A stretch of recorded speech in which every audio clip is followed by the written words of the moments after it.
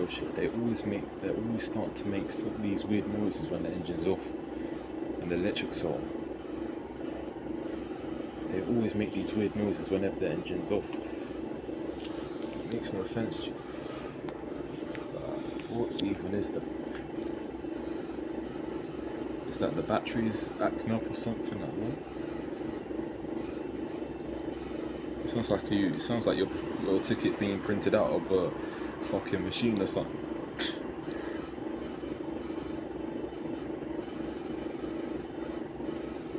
Sounds like boss man printing out your receipt.